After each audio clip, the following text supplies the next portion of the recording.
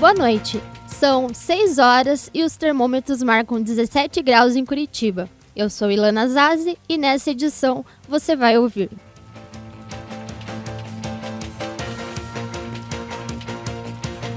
Você sabe o que são concessões de títulos de domínio?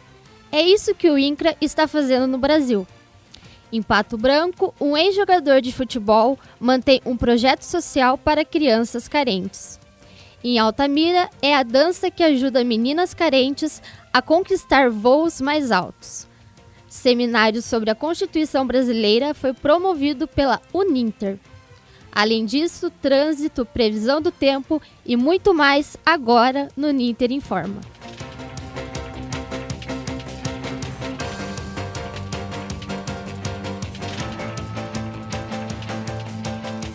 Estamos ao vivo no Rádio Jornal Laboratório do curso de Jornalismo Ninter. Acesse nossa página no Facebook, @jornalismo Ninter e interaja conosco ao vivo. Acesse também os programas anteriores em mediaçãoninter.com.br.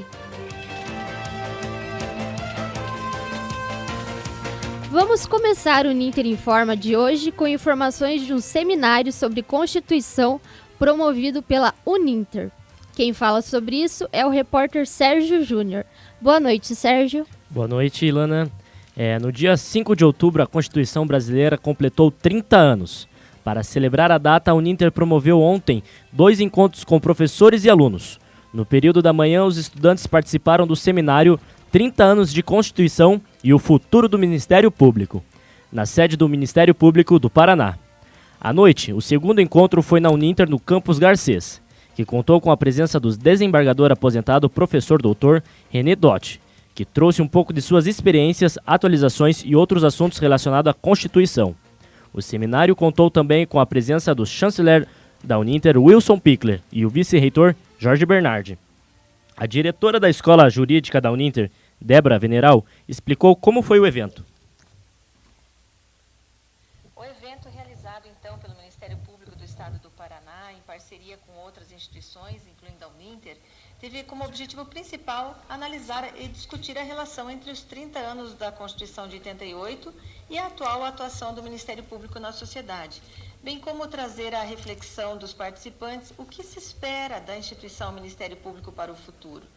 E na oportunidade, os palestrantes refletiram e fizeram comparativos entre os avanços e retrocessos após a implementação da Constituição Federal em 1988.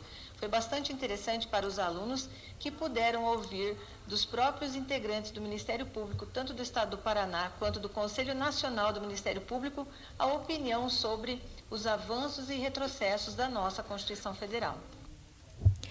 E agora, vamos conhecer as principais notícias da semana da Agência Mediação do curso de Jornalismo Ninter, com a repórter Ivone Souza.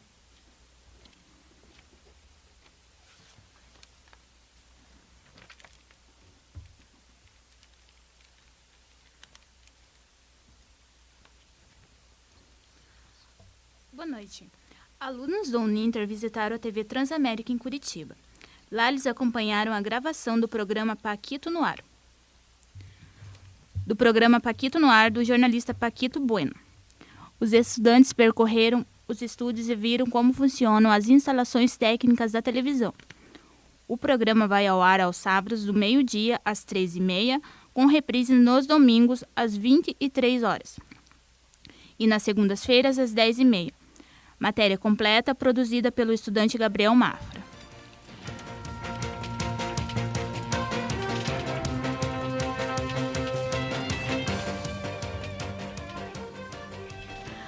O chimarrão é uma bebida que tem um consumo forte na região sul do país, mais especificamente no Rio Grande do Sul. Por isso, é tido como uma tradição gaúcha. Apesar disso, a herança da erva mate vem dos povos indígenas que habitavam a região dos rios do Paraná, Paraguai, Rio Grande do Sul e Santa Catarina. Eles bebiam o chimarrão devido aos benefícios que o mate possui. Hoje, a bebida é consumida nacionalmente e se tornou parte da cultura dos brasileiros. Essa matéria você vê na íntegra no Comunicarte, produzido pela estudante Gabriela Zavarese, de Porto Alegre, Rio Grande do Sul.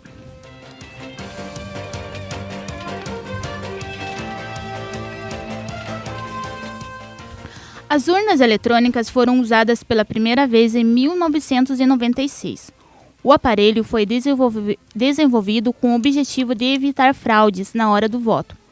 Mas ainda assim o sistema é alvo de críticas. Por isso, o TSE realiza testes públicos de segurança nas urnas desde 2009.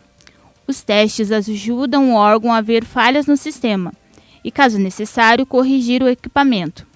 A matéria completa, produzida por Jonathan Giovannini, você encontra no jornal Marco Zero.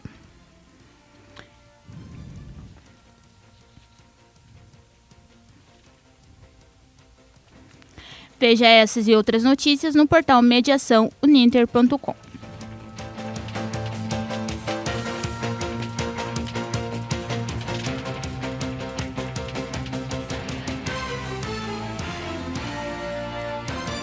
Você sabia que agricultores assentados têm o direito de receber autorização para o uso das terras por meio de um título cedido pelo INCRA?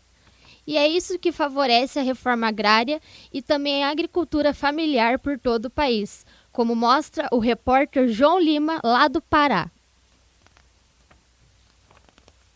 Os títulos são emitidos pelo INCRA, o Instituto Nacional de Colonização e Reforma Agrária. Os pequenos agricultores, que antes possuíam apenas um título provisório denominado CCU, agora passam a ter um título definitivo.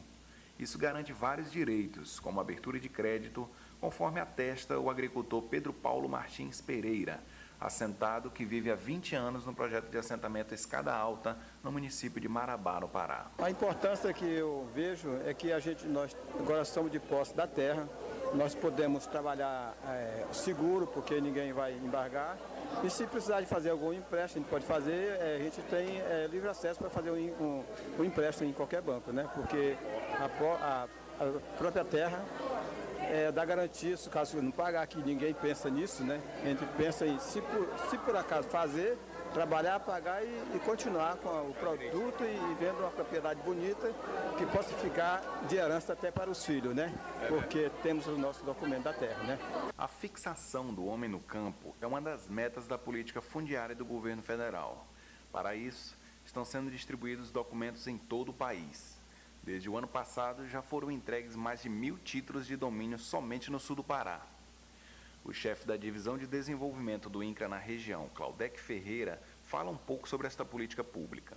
Bom, o INCRA Nacional estabeleceu como meta de titulação esse ano cerca de 20.000 títulos definitivos. E coube a nossa regional, né, a titulação de 800 assentados, né, além de 4.000 contratos de concessão de uso, que são os títulos provisórios.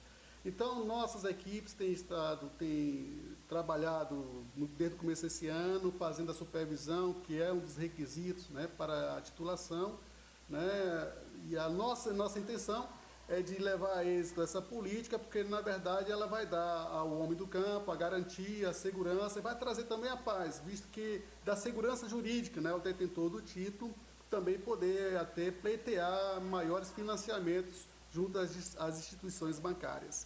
João Lima, para o Ninter Informa. Você sabia que cuidar da mente é tão importante quanto cuidar do restante do corpo? Pois é com ela saudável que as demais atividades do corpo circulam normalmente. Por isso é importante cuidar sempre da saúde mental. E é disso que trata a reportagem de Alana Hanna, de Porto Alegre. Tendo em vista que, sem os devidos cuidados de algumas doenças físicas em nosso corpo, não conseguimos realizar perfeitamente as tarefas do nosso dia a dia. O mesmo acontece com a nossa saúde mental. Quando não se respeita os tratamentos adequados a ela, não há possibilidade de realizar coisas simples do nosso cotidiano. Ou seja, para que nosso cérebro faça todas as suas funções, é fundamental que as coisas ocorram bem. Saúde mental é estar bem com os outros e, acima de tudo, estar bem consigo mesmo. É aceitar os desafios ou medos, emoções e conquistas do cotidiano. É perceber quando algo não está indo muito bem e procurar um profissional da área, quando necessário. A estagiária em psicologia, Eduarda Gonçalves, nos conta um pouco da importância dos cuidados com a saúde mental. Então, eu acho que a terapia e essa saúde mental, essa saúde emocional que tanto se fala, nada mais seria do que se olhar com cuidado e delicadeza, se olhar com amor e entender os desejos, as vontades, os quereres e trabalhar junto com eles, sabe? Entender o que realmente se pode fazer e o que não se pode fazer. Entender por que se quer, como se quer, por que se vê daquela forma, sabe? Já a paciente Mariana Abreu conta como foi o seu processo de tratamento psicológico e como foi a sua melhora para enfrentar os problemas do cotidiano. Quando eu comecei, logo na primeira consulta eu já senti que aquilo era bom pra mim e que já me ajudou bastante. Me ajudou bastante porque eu não conseguia me expressar, digamos assim, eu não conseguia me expor, não conseguia ser eu mesma, sabe? Eu não conseguia falar o que eu sentia para as pessoas. E com a psicóloga eu consegui. Concluímos então como é importante ter esse cuidado com a saúde mental. Não só o nosso corpo precisa estar em perfeitas condições físicas, mas a mente também tem que ter seus cuidados. Alana Hanna para o Uninter Informa. O jornal Folha de São Paulo denunciou irregularidades na campanha eleitoral que podem afetar as eleições. Quem tem mais informações é o repórter Gabriel Mafra. Em uma ação de investigação judicial eleitoral, o Partido dos Trabalhadores pediu a investigação e inelegibilidade do candidato à presidência pelo PSL, Jair Bolsonaro. O pedido tem base na denúncia divulgada ontem pela jornalista Patrícia Lemos, no jornal Folha de São Paulo, que trouxe dados afirmando que empresas teriam financiado a disseminação de notícias falsas contra o PT e o candidato Fernando Haddad. Segundo a sigla, as fake news teriam influenciado o resultado do primeiro turno da eleição. Em nota, o partido afirmou que levará essas graves denúncias a todas as instâncias no Brasil e no mundo. Segundo a Folha, as empresas compraram um serviço chamado Disparo em Massa para enviar centenas de milhões de mensagens e existe ainda o preparo de uma grande operação para a semana anterior à votação. Cada contrato chega a 12 milhões de reais. A prática é ilegal, pois trata-se de doações de campanha por empresas, vedada pela Justiça Eleitoral e não declarada, o que configura o crime de Caixa 2. Fernando Haddad se pronunciou através de entrevista à Rádio Tupi e afirmou que Bolsonaro criou uma verdadeira organização criminosa com empresários utilizando Caixa 2 e dinheiro sujo. Segundo ele, o candidato do PSL não está respeitando a democracia, por fazer conluio com dinheiro para violar a vontade popular. Através de uma live no Facebook, Bolsonaro negou envolvimento no caso, disse que Haddad também é responsável por fake news e chamou o adversário de canalha e vagabundo. Ainda afirmou que não participará de debates no segundo turno, apesar de ter sido liberado pelos médicos. Em entrevista à revista Exame, o advogado Guilherme Salles Gonçalves, especialista em direito eleitoral, afirmou que é possível a cassação da candidatura, por ser um caso de Caixa 2 duplamente qualificado. Primeiro, por fazer uso de verba não declarada na campanha e por ter vindo de uma fonte proibida. Neste caso, não existe gradação. Ou tem a cassação, ou não existe punição. Em caso de Bolsonaro se tornar inelegível, quem assume a vaga no segundo turno é o terceiro colocado na votação do primeiro pleito. No caso, Ciro Gomes, do PDT, que obteve cerca de 12% dos votos válidos. Ilana. Estamos vivenciando agressões e violências gratuitas nessa fase final das eleições 2018. O artigo de opinião da semana fica com o repórter Michael Sutil, que faz também um balanço das propostas dos candidatos à presidência da República.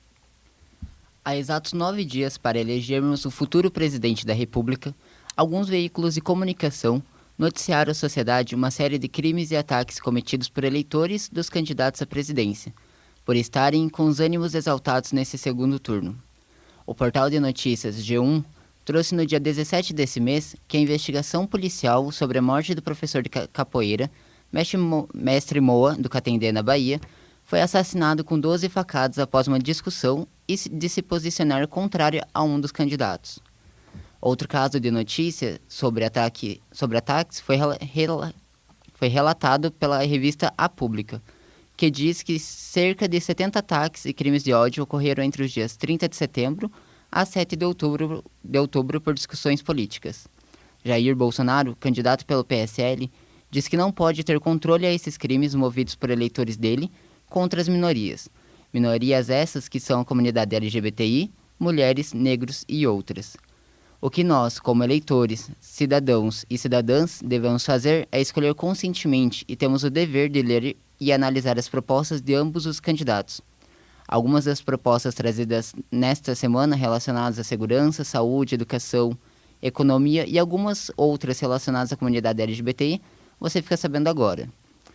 Jair Messias Bolsonaro diz que, se eleito, irá unificar o prontuário dos pacientes de maneira nacional, para evitar a burocratização. Para a economia do país, irá gerar mais crescimento e mais emprego. Na segurança, quer liberar o porte de arma para os cidadãos. No quesito educação, planeja estimular o ensino do empreendedorismo em todos os cursos do ensino superior. Já para a comunidade LGBTI, não há menções de práticas e propostas feitas pelo candidato em seu plano de governo. Por outro lado, temos o candidato Fernando Haddad, que se comprometeu em criar clínicas de especialidades públicas, para que a sociedade seja encaminhada a exames e façam pequenas cirurgias. Para a economia do Brasil, fala que o salário mínimo será com base no crescimento do PIB, ou seja, nas palavras que está no plano de governo do PT, o salário mínimo será forte de novo. Para a educação, irá implantar o ensino médio federal, para garantir escolas melhores, currículo novo e bolsas de estudo para todo mundo aprender de verdade. E para a comunidade LGBTI, ele irá criar a rede de enfrentamento à violência contra a LGBTI+, e também a criminalização da LGBTI-fobia. Na questão de segurança, irá modernizar a segurança pública, com o Plano Nacional de Redução de Homicídios. Ambos os projetos estão disponíveis para consulta no site do Tribunal Superior Eleitoral, tse.jus.br, na aba Eleições 2018.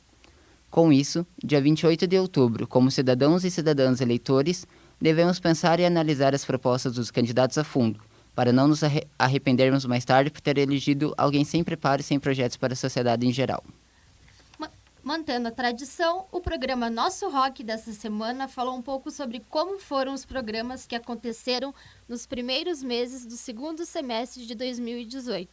Recebemos as bandas e artistas do Trombone de Frutas, Banda Belize, Sawit, Banda Vidya, Gestão de Bandas, Vinícius Hausmann, Bad Bebop, Jerimum, Elix, Sofia Fúria e Gambiarra. Confira um pouco como foi. Qual que é o tema de hoje, Bárbara? Hoje a gente vai falar, né, como a Jussi puxou ali no comecinho, sobre essa temporada aqui do segundo semestre, né, de 2018, como é que tá, que a gente trabalhou um pouquinho, né, nós duas, daí a Jussi entrou aqui com a gente, agora tá fazendo parte da nossa equipe. Recheado de novidades, né, agora com a Ju, mais uma de jornalismo, antes era predominante a publicidade. Sim, ainda só eu de jornalista aqui, agora gente, cavalona. Né? Agora é Jura. Agora estamos oficialmente dando as boas-vindas para a Ju. Muito obrigada, meninas. Nossa, é verdade, né, a gente não apresentou ela em nenhum programa, né, meu Deus, é verdade. Falta de educação. Na verdade apresentamos, mas ela meio que se esconde. Eu tenho vergonha, sou uma pessoa tímida. E para abrir a conversa, vamos falar sobre os temas de julho e agosto do programa Nosso Rock. Sim. Quem esteve aqui no dia 25 de julho foi a banda Trombone de Frutas. E o assunto que rolou foi se existe fórmula para fazer a diferença na cena underground. Sim. Nada melhor que essa banda, né? Foi um bate-papo bem bacana, né? Porque os caras, eles são muito descontraídos, assim, né? O som deles é bem diferente, né? Uhum. E nós pudemos nos presentear Sim. no Festival Curitiba, com a apresentação deles, que foi realmente maravilhosa. Parecia uma apresentação de teatro, de tanta presença de palco que eles têm, né? É muito bom. O show dos caras é muito legal e foi muito bacana a participação aqui também. Uhum. E no dia 1º de agosto a gente teve a banda Belize aqui com a gente, né? Que a gente falou sobre a união de vários estilos na cena independente. Como que funciona? Faz a diferença, né? Como que o público recebe? E a banda Belize também super receptiva, super carismática quando vieram aqui para fazer entrevista com a gente. Sim. Muito bom. E o pessoal da banda Sawit foi a convidada no dia 8 de agosto. E a conversa foi sobre se a banda cover realmente é a melhor forma, é melhor do que ser autoral, né? Bem polêmico isso daí. Nossa, e bem diferente do formato que a gente está acostumada, né, a falar. A gente fala mais das bandas autorais e eles vieram aqui falando exatamente do contrário. Mas eu lembro que eles falaram assim, que eles pretendem fazer autoral também, né?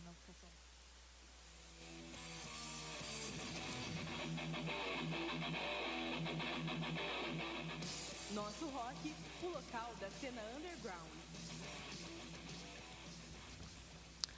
O programa Nosso Rock é ao vivo toda quarta-feira às 6h30 da tarde. E você também confere as novidades em facebook.com/Nosso Rock Rádio.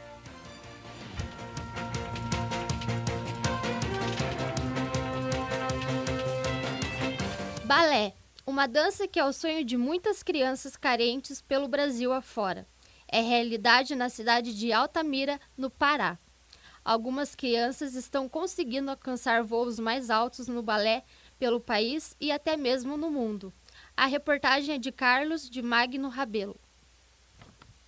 Aprender a dançar balé é um sonho de muitas crianças, adolescentes e jovens. Em Altamira, no Pará, esse sonho era quase que impossível de realizar. Estava garantido somente para quem poderia pagar por uma mensalidade caríssima. Uma visão social do município criou o projeto da Escola de Dança e Balé, oportunidade abraçada por muitas famílias de baixa renda. Mesmo sendo um projeto que não diferencia classe social, mas tem como foco as famílias carentes. Funcionando há 15 anos, a Escola de Dança e Balé já atendeu mais de 2.000 pessoas, dos quais alguns se destacaram no cenário municipal, estadual, nacional e até internacional. Esses jovens saíram da linha da pobreza e hoje estão brilhando pelo mundo. Dilcilene Gonçalves, diretora do projeto, fala sobre os avanços da escola. Aqui nós estamos abrangendo todos os bairros de toda a nossa região de Altamira. E eles todos são, a maioria agora são encaminhados pelos CRAS, CRAS 1, CRAS 2, CRAS 3, além da população que vem nos procurar aqui. Como nós somos uma escola pública,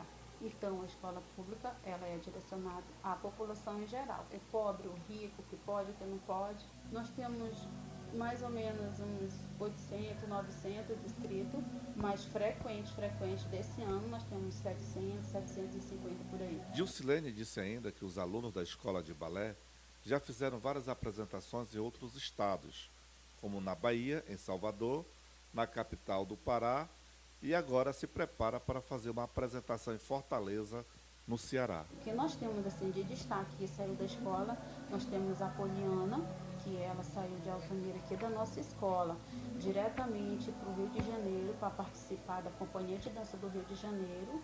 E agora ela foi contratada para dançar, ela é paga para dançar na Companhia de Dança de São Paulo.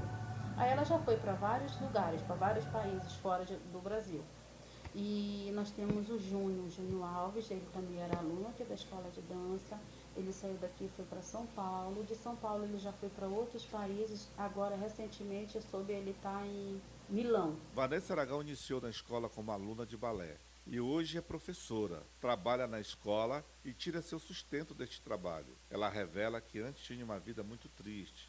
Hoje o balé mudou sua vida e sente-se muito feliz por ajudar outras crianças a sair de situação de risco. Vanessa fala desta transformação. Aos meus 18 anos eu fui contratada, eu comecei a auxiliar, na escola de dança, e a partir do momento que eu comecei a participar do projeto social, nós começamos a trabalhar para sair para fora. A gente foi já para o FIDA, para o FENDAFOR, para o Dança Pará, e sempre buscando todo o conhecimento que esses festivais eles nos oferecem. Vários cursos, vários workshops, várias oficinas. Carlos de Magno Rabelo, para o Uninter Informa. Aproveitando o clima, vamos para a agenda cultural.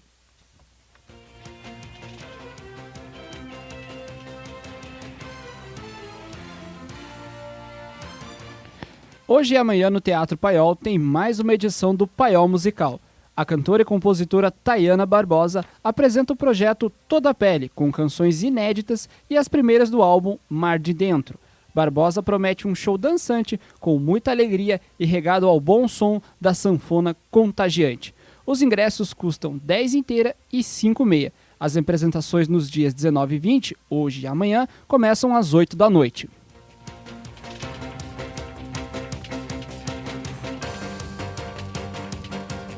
E está rolando em Curitiba até o dia 28 de outubro o CW Burger Fest. O evento promove as hamburguerias de Curitiba com variados pratos indo do tradicional hambúrguer bovino ou opções como carne suína, vegana e até de siri. O preço dos pratos tem valor único de R$ 29,50.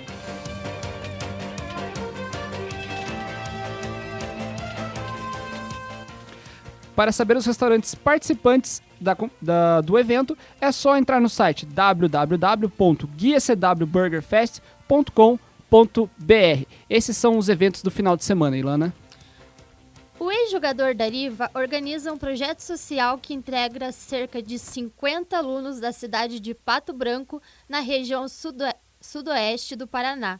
O repórter Fabiano Marangon foi conhecer o projeto e nos explica como funciona.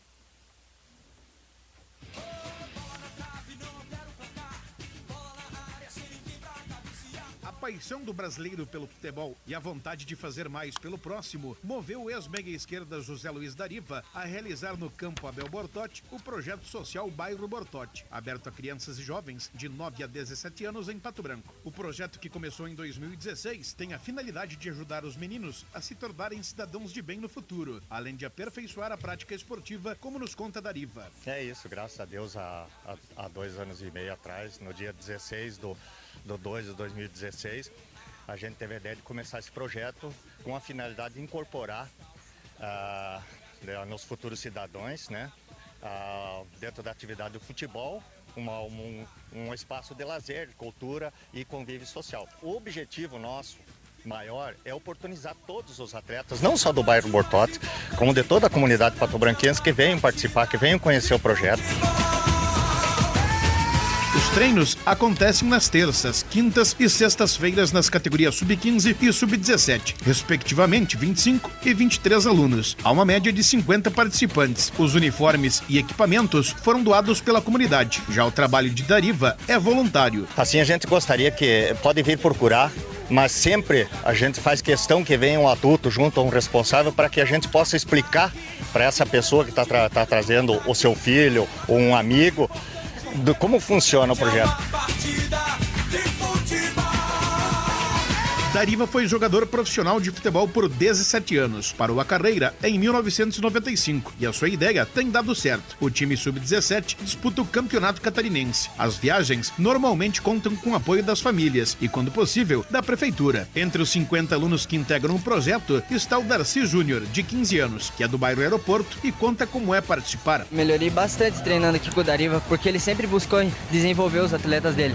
O Dariva é um grande treinador e com a gente ele busca sempre ajudar a gente da melhor forma possível. Crisan Alves, também de 15 anos, que é do bairro Bortotti, falou sobre a disciplina nos treinos. Quando eu comecei, eu sempre quis continuar e não parar, seguir todas as terças e quintas como o professor ensina, né? Melhorei bastante, que nem o Darcy falou, eu desenvolvi muita coisa nova, o professor é muito bom, ele sabe o que está fazendo, ele sempre ajuda.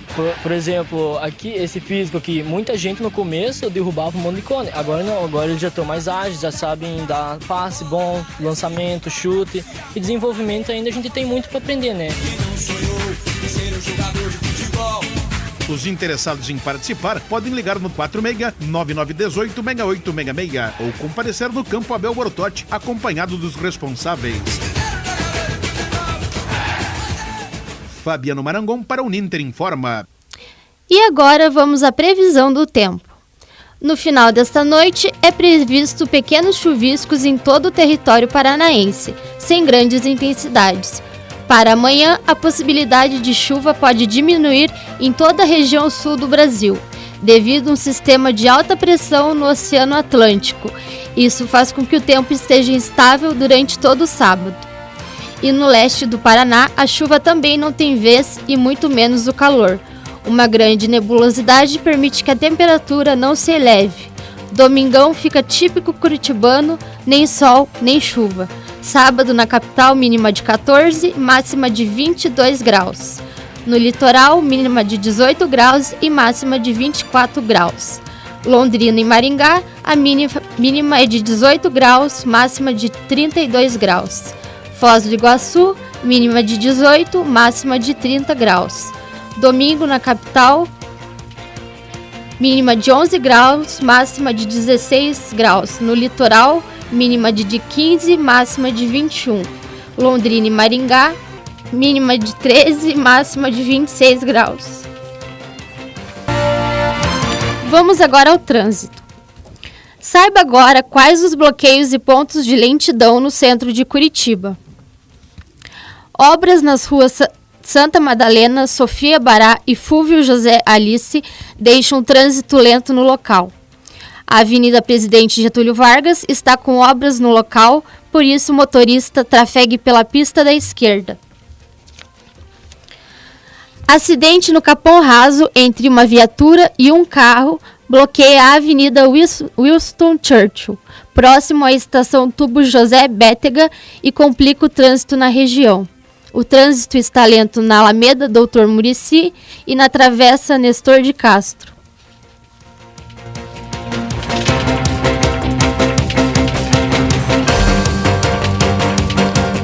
E o Ninter Informa fica por aqui. Eu sou Ilana Zazi na apresentação, editora-chefe Patrícia Zene, na produção Ivone Souza, Gabriel Mafra, Michael Sutil, Sérgio Júnior, Douglas Miranda, Alisson Moura e Luiz Gustavo. Trabalhos técnicos de Edson Wormes, divulgação e gestão de mídias Maurício dos Santos.